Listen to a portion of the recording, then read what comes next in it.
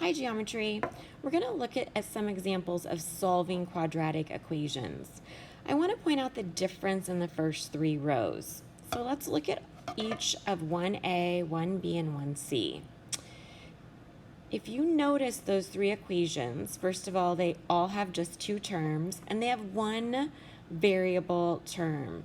And for example, in 1a, it's an x squared. In 1b, it's an x squared, and in 1c, it's a g squared. There's only one variable term. It gives me some options of how to solve it. Let's look at row 2. In row 2, I have both an x squared term and I have an x term.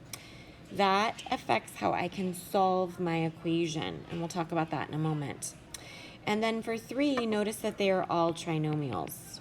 They'll be more similar to what we've been working on in class. So let's go back up to row 1. So first of all, if you're solving for something and there's only one term with a variable, one method that will work is isolating the variable. So I'm going to give you an example of that using number 1 here. So if I want to isolate the variable, it means I want to get the x squared term by itself. So I need to use my algebra to get it alone on one side of the equation. So the first thing I'm going to do is add 15 to the other side. When I do that, I get 4x squared equals 16. Then I'm going to divide both sides by 4, and my 4's cancel, and I get x squared equals 4.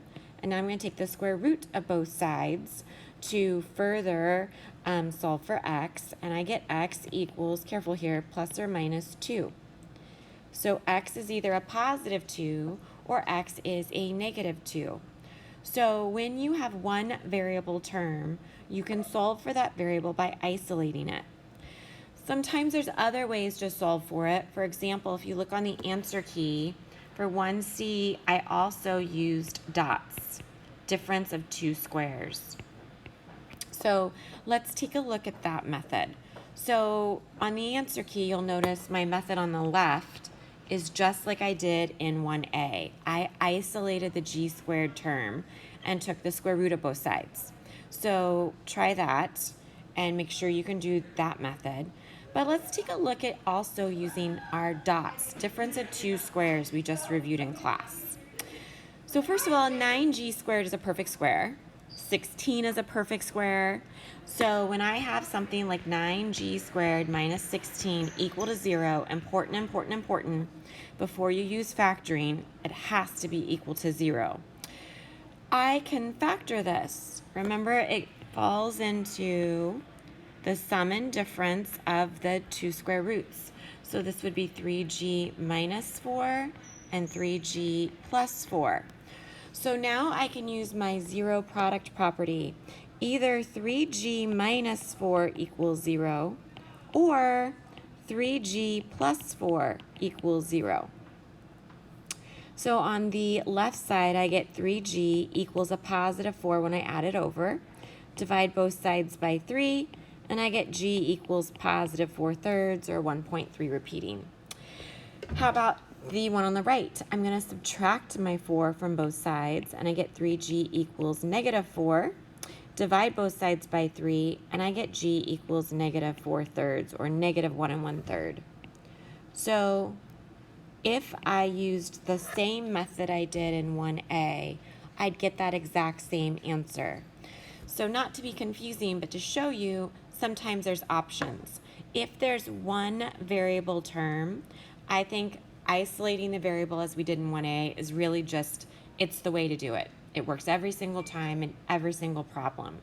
I just wanted you to see an example like C. Sometimes there's other ways to solve that same problem. It gives you options. So let's take a look at examples like 2, A, B, and C. In this case, I have to get my x terms all on the same side of the equation. You never, ever, ever, ever, ever divide by your x. Never divide by your variable. Let me show you what I mean. So don't write this down. This is bad, bad, bad, bad, bad. Some kids will look at A and see an x on both sides, so they'll decide to divide both sides by x, and they get x equals 6. That is one of the two correct answers. When you divide by your variable, you lose an answer. So you never, ever, ever want to divide by your variable. So let me erase this. So what do you want to do? Well, in this case, when you're going to solve for x, you always need to get it equal to 0. So when you solve for x by factoring, you're going to set your equation equal to 0, always.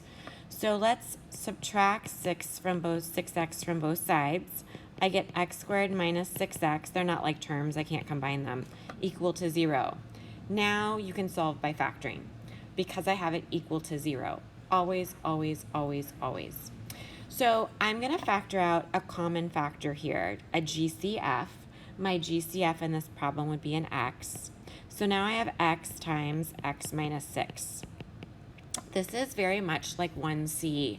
I now have two factors equal to 0. By the zero product property, one of those is equal to 0. So I'm going to set my x equal to 0, and I'm going to set my x minus 6 factor equal to 0. And this is done. X is going to equal 0. Oh, sorry, right here, this should have been 0. X minus 6 equals to 0. So one of my answers is x equals 0. That's a possibility. Or by adding 6 to the other side, x could also be 6. Those are my two roots, my two answers, my two x-intercepts, my two zeros. You can see where I have the same answer I got when I did the mistake, x equals 6. But I also have my x equals 0, which is really, really important. So for 2, the correct answer is 0 and 6, 2a. So let's take a look at examples in row 3. First of all, there's a small typo in 3a. Can you make it minus 9x for me? Thank you. So these are all trinomials. If I can solve by factoring, big if, it's usually easier to solve by factoring than it is the quadratic formula, which we'll do in a moment. So I generally factor if I can.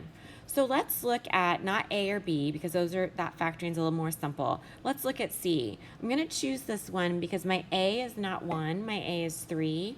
So I need to change it to a 4-term polynomial and use my factor by grouping. So in this one, my A is not 1. So I'm going to change it to a 4-term polynomial and I'm going to use my factor by grouping skills. So let's give this guy a try. So I'm going to keep my 3n squared. I like him. I'm going to keep my plus 4 and it's equal to 0. I like that. That's really important.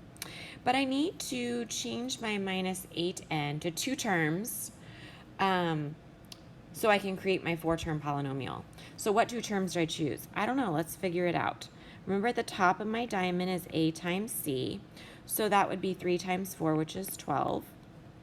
At the bottom of my diamond is my b, which is my negative 8. So I need 2 numbers that multiply to 12 by adding to 8. So in my head, I start thinking about my factors of 12. I have 1 and 12. I have 2 and 6. I have 3 and 4. Oh, wait a second. That 2 and 6, that looks like a good possibility to get 8. So it looks like, let's think about my signs. This looks like it would have to be a negative 2 and a negative 6 in order for me to multiply to a positive 12 and add to a negative 8. Those are the 2 numbers that are going to go in the middle of my polynomial. It doesn't matter what order. You could put the 2 in first or you could put the 6 in first. It makes no difference. I'm going to do a minus 2 in first and I'm going to do a minus 6 in second. So now I'm going to use my factor by grouping skills. I'm going to group the first 2 together and the last 2 together. And in the first 2, I'm going to look for my GFC. And in this case, it looks like it's just an n. And I get 3n minus 2. Okay. Now be careful in the second term. I have a minus 6n plus 4. Remember your goal. Your goal is to get a positive 3n minus 2 in that parentheses. So the GCF, that greatest common factor I'm going to factor out, is really going to be a negative 2. The reason being is because a negative 6n divided by a negative 2 is that positive 3n I want. And that 4 divided by a negative 2 is that negative 2 that I want on my parentheses. So now you're almost done. I have matching parentheses, which if I could do it by factor by grouping, that's what's going to happen. So now I'm going to pull that out in front, that term. I'm going to pull my 3n minus 2 out in front. I'm going to put my leftovers after I factor that out in my second parentheses. And for my first term, that's an n. For my second term, that's a negative 2. So when we were factoring, we would have stopped at 3n minus 2 times n minus 2. That was my answer when I factored. But when I'm solving, that's not my answer. My answer is when I set by the zero product property, I'm going to set my 3n minus 2 equal to 0 and my n minus 2 equal to 0. And I'm going to solve. So then I add 2 to both sides. I get 3n equals 2. I divide by 3. I get n equals 2/3. That is one of my x-intercepts. It's one of my zeros, one of my roots, one of my solutions. I'm going to add 2 to both sides here, and I get n equals positive 2. That is, again, one of my x-intercepts. That's a 0. That's a solution. That's one of my roots to my equation. So those are my 2 answers for my x-intercepts. What if a problem is not factorable? You then have completing the square or quadratic formula.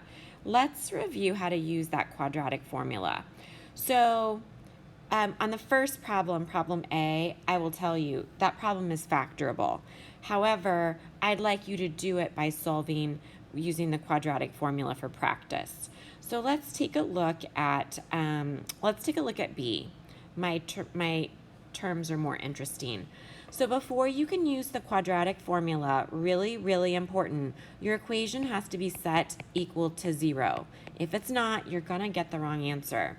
So let's subtract this 15 over. That's going to give me a 6x squared, a plus 9x, a minus 15 equal to 0. So now I know my A is 6, I know my B is 9, I know my C is negative 15. So now I'm going to put those variables into my quadratic formula out to the side.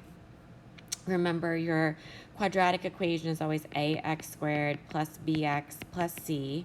And my quadratic formula, my x is going to be equal to negative b plus or minus the square root of b squared minus 4ac all over 2a. So let's get busy. My x is then equal to, what is this? Negative 9 plus or minus the square root of b squared, which is 81, minus 4 times a times c, which is times 6 times negative 15, all over 2 times a, which is 2 times 6. So let's clean this up a little bit. X equals negative 9 plus or minus. So this is an 81. Now be careful when you do this second term here. I'm going to think of it as a negative 4 times a positive 6 times a negative 15. That is a positive, and when you multiply it all together, 360. Be careful you're not accidentally subtracting 360. That's going to give you imaginary answers. We have not really worked with those yet, and you're going to get the wrong answer for the problem. So make sure you're doing your algebra correctly. All over 12. Don't cancel anything because that plus minus in the numerator, nothing cancels here. So x equals negative 9 plus or minus. Underneath that square root, you get a 441 all over 12. So just coincidentally, that square root is a perfect square. The square root of 441 is 21. So I get negative 9 plus or minus 21 all over 12.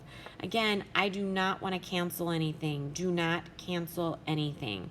Because of that plus minus, you do not want to cancel unless you cancel from every term. So my recommendation is just to keep going. And in this case, negative 9 plus 21 is going to give me a 12 over 12. Or negative 9 minus 21 is going to give me a negative 30 over 12. So my 2 answers here for x is x equals 1, or x, what do I get when I reduce that? Negative 5 over 2 when I reduce by 6. So those are my two answers for x. Those are my two x-intercepts. That's where my graph would cross my x-axis. If you want more help on this worksheet, the solutions are in the assignment, or come to office hours and we can take a look at any of these problems. Thank you, Geometry.